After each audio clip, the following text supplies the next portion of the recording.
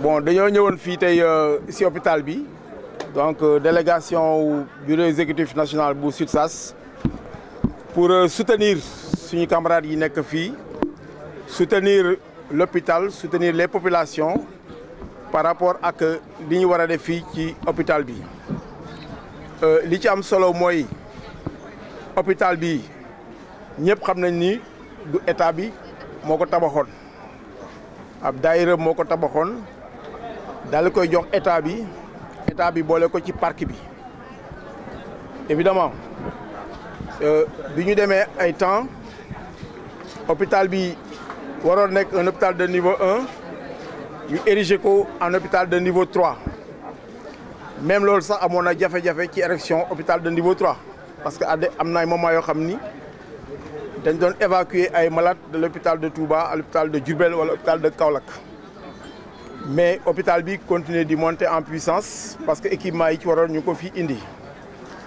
bu ñu demee nag ba à un moment donné ci projet hôpital bi ñu rendre compte que ni hôpital bi fi mu nekk activités yi fi nekk mënatul contenir fii dañu ni woon dañuy seetaat hôpital bi nan lañ koy yokkee mais gis nañu mënuñu ko woon yokk ci kaw mënuñu ko aussi yokk ci suuf ñun sax en son temps demoon nañu ba proposer que mu nekk benn hôpital bu nekk sur ñaari site proposition boobu defal nañ ko aussi hôpitalu Saint-Louis parce que Saint-Louis aussi xat na yàgg na te war na mën a nekk hôpital bu nekk sur ñaari site à défaut d'avoir 2 hôpitaux mais problème bi ñu am exactement mooy bâtiment yi nga xamee ni dañuy menacer ruine loolu mooy la question de fond bon mais li ci am solo liñ ci jàpp mooy solution yi nga xam ne dañ ko proposer mooy solution yi nga xam ni personnel bi mënu si d'accord parce que bu dee ay problème de réfection la wala bu dee ay yeneen services yu ñu fi war a créer ci biir am na espace yu nga xamee ni ñett wala ñeent services yooyu ñu bëgg a créer nee nañu mën nañ ko fi créer mën nañ ko fi def te loolu mooy tax ñu def ko fi ba pare te duñu délocaliser personnel bi parce que solution bi xëy naan da ngay jël poste de santé di ko ériger en centre de santé or poste de santé mënoo xëy def ko centre de santé mënul nekk parce que centre de santé c'est un plateau c'est pas un médecin dans un poste de santé c'est pas en affectant un médecin dans un poste de santé que ce poste de santé devient un centre de santé loolu bañ nañ ko Louga gis ngeen xeex bi ñuy xeex yëpp à Louga mooy district virtuel yooyu ñu créé woon foofu la parce que un centre de santé plateau technique la bu gën a relever un poste de santé de ce point de vue loolu on manifeste notre désaccord beneen bi mooy réfection lu toll yi Dantec mais à un moment donné dañu woon nañ ko délocaliser ñu ne mukk duñ ko délocaliser pour lan mais biñ ci toogee ak borom réew mi ba mu xamee ni xel ni loolu mënul nekk actuellement ña fa nekkoon ñu nga fa même créé nañu dalal jàmm mais kenn demul dalal jàmm bu ngeen demee actuellement ñu ngi reprendre les services ay passion lay nag yooyu te personnel bi kenn génn fa hôpitalu Diourbel bi si ginnaaw fii bi ko Allemagne yi day reprendre nañ ko hôpital bi intégralement te benn personnel génnul parce que aussi lu ñuy nekk lu ñu war a délocaliser dañ ko war a planifier mënuñu xëy rek daal ni personnel bi yéen da ngeen génn ci biti ñu yóbbu leen dans des postes de santé ñooñu c'est pas un problème un personnel de poste de santé ou de centre de santé c'est un personnel de l'hôpital ci biir hôpital bi la ñu nekk lépp lu ñuy def nañ ko def ci hôpital bi et non en dehors de l'hôpital ñu loolu mooy suñu position de principe te ci loolu la ñu nekk bâtiment du xëy rek daanu ci ay nit pourquoi durant tout ce temps-là prévoir ñu loolu pourquoi durant tout ce temps-là wut ñu yeneen solution donc loolu mooy la question de fond ñun on est pour notre hôpital qu'on ne touche pas à notre hôpital su fekkee dañ def ay réflexion nañ ko fi def bu dee bu ñu beneen site nañ ko fi def loolu mooy wax bi en gros. En français. Bon, c'est une délégation du bureau exécutif national qui est venue soutenir le personnel de l'hôpital Matlaboul Fawzeyni.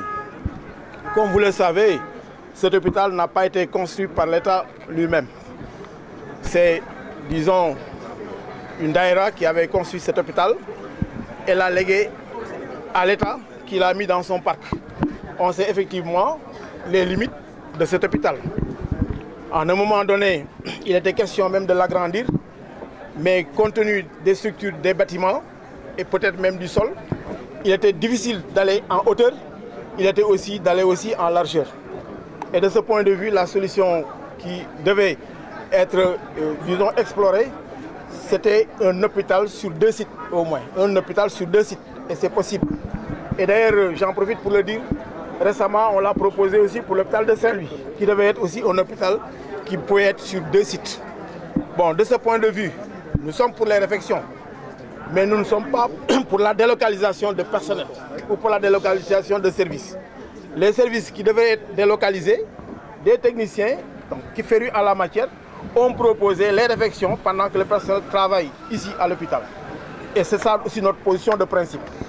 Ce n'est pas en affectant, en transformant un poste de santé en centre de santé qui devient un centre de santé. Un centre de santé, c'est un plateau plus relevé qu'un poste de santé.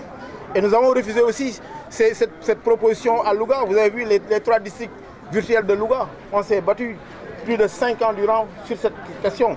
Et on a eu gain de cause. Ce n'est pas en affectant un médecin dans un poste de santé qui devient automatiquement un centre de santé. Ça, on le dit. Et ce personnel-là aussi n'est pas un personnel dédié à des centres de santé ou à des postes de santé. C'est un personnel de l'hôpital qui doit travailler à l'hôpital. Des réflexions de ce genre ont lieu.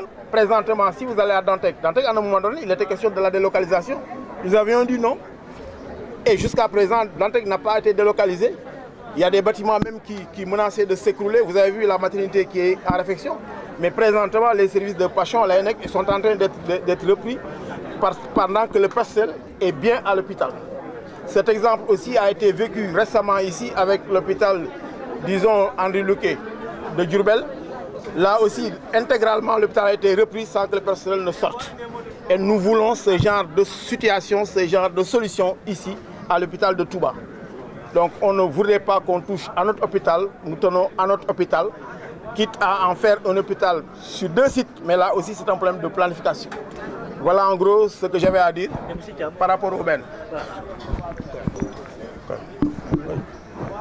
Monsieur Thiam,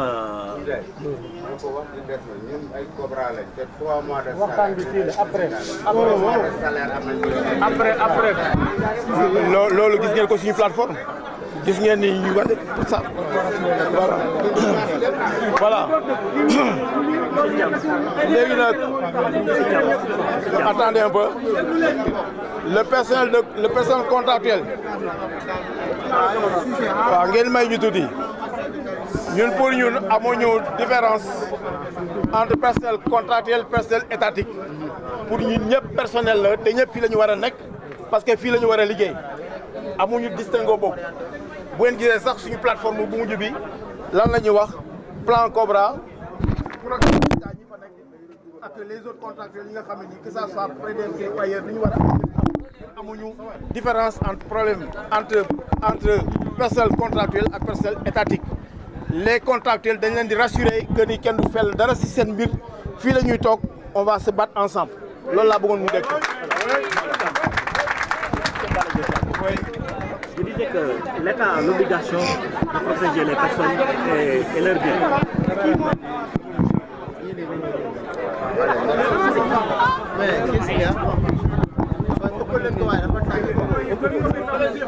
Voilà, je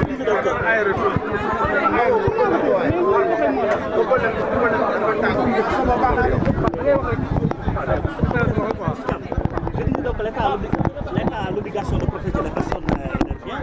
Madame Foseni a une semaine, un délai d'une semaine pour évacuer les lieux, mais n'est-ce pas là une mesure, très bonne mesure quand même, quand on sait que le bâtiment est menacé d'effondrement. Nous ne sommes pas dans ces logiques-là. Nous disons simplement que les réfections, on peut les faire ici pendant que personne est à l'hôpital.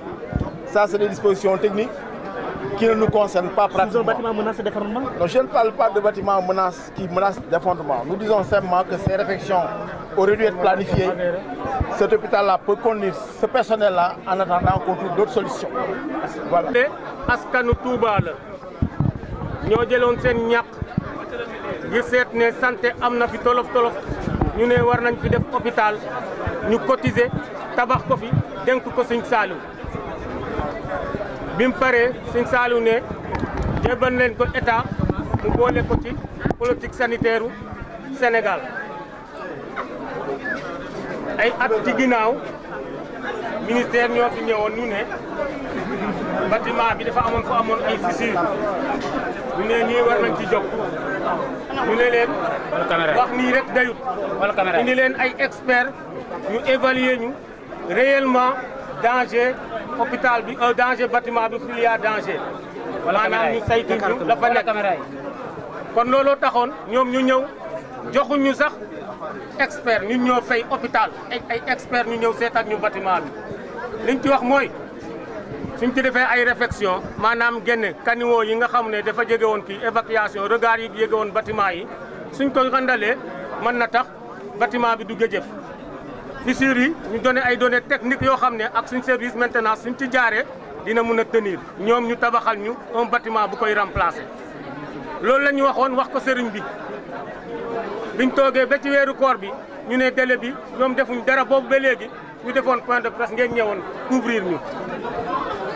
liñ ca waxoon mooy ñoo waxoon lii defaguñ ko te dañoo bañ ñu bett ñu kon ñun amoon nañ esprit d'alerte pour wax leen ko suñu CA demandé audience avec le ministre bi recevoir leen gàllankoor yi nga xamoon ne waa jëm ñoo ñu ko tegoon di tardel liggéey bi ñu ne bàyyi leen ko ci suuf d'accord nañu entreprise FONSIS pour ñu liggéey affaire bi ci nu mu gën a gaawee ñun ñëpp si wax ñu ko ñu toog amul weer ñu ne la xew Demba Diop moo tax ñoom ñu ragal waaye ba léegi seen expert technique wanuñ ne lii la altine boobu ak talaata boobu nga xam ne ñu ngi doon woo directeur ñoom yóbbal nañ fi ay waa protection civile ñu ñëw seet si joxe guñ conclusion ñu ne ñun nañ fi ñu jox ñu un délai d'une semaine pour ñun ñu évacuer bâtiment bi loolu nag dañoo mesuré wul conséquence bi ndax hôpital bi li mu yenu diis na bëri na sous région bi dañ ko yenu te ñii nga xam ne noonu ni ko suma secrétaire général waxee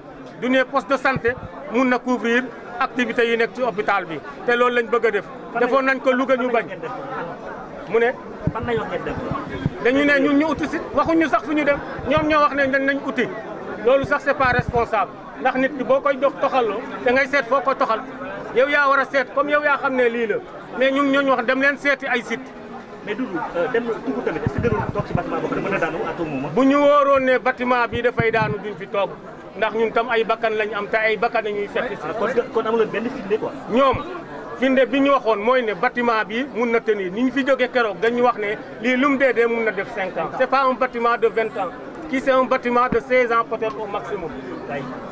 waaw. Voilà, comme je venais de le dire tout de suite en wolof, je suis Doudou Ndiaye, le secrétaire général du SUTSAS local du centre hospitalier Matlaboul Fawzeyni. Ce que nous réunissons aujourd'hui, c'est un mouvement de protestation contre une décision qui nous est tombée à nous comme ça.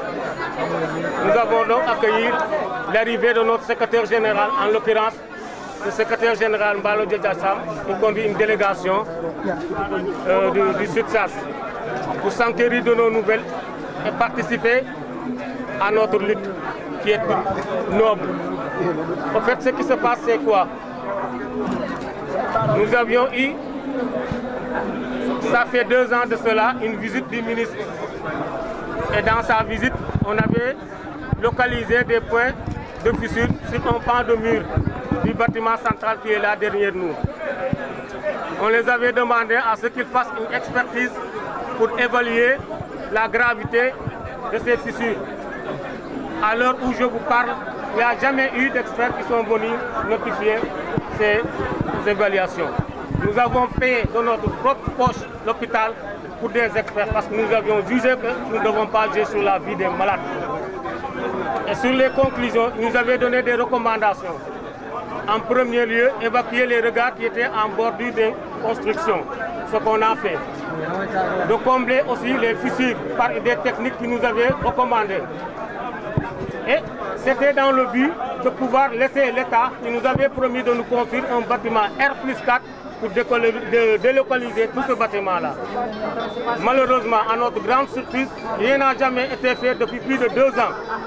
C'est pourquoi nous avions eu un esprit d'alerte.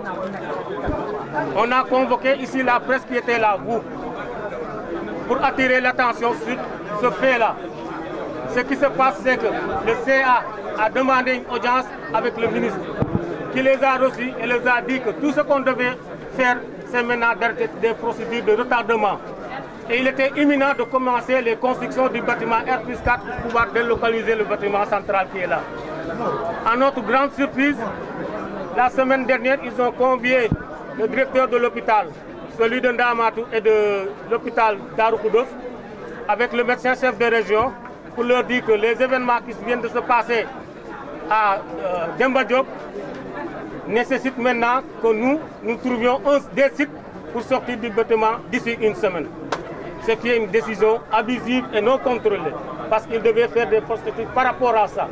Maintenant, nous disons non, nous ne sortons pas de notre hôpital sur ces conditions-là. Ce que nous voulons, c'est qu'ils nous construisent le bâtiment en personne et que nous, on puisse quitter maintenant ce bâtiment qui est là. Et s'il y a des ruines, effectivement, qu'ils ont dit qu'ils le notifient sur des points techniques. Mais quelles sont les conséquences? Quelles seraient les conséquences si toutefois vous sortiez? Mais les conséquences sont énormes. C'est un chômage technique. C'est donc aussi la population qui va en pâtir parce qu'ils n'auront plus où venir. L'hôpital là, il polarise beaucoup de sites, non seulement la sous-région, mais les régions environnantes, jusqu'à Matam, Tambacounda, on reçoit des malades, et ceux qui viennent de la Guinée, de la Gambie. Où est-ce qu'ils vont partir? Si je comprends bien, il n'y a pas de locaux qui peuvent contenir ces malades. Il n'y en a pas à Touba actuellement. Il n'y en a pas. S'il y en avait, on n'allait pas continuer à procéder comme ça. Là. Mais M. Dia, est-ce qu'il est sûr aussi de rester sur un bâtiment menacé d'effondrement? S'il y a menace d'effondrement, c'est nous en personne qui est les premiers menacés. Merci. Parce que nous...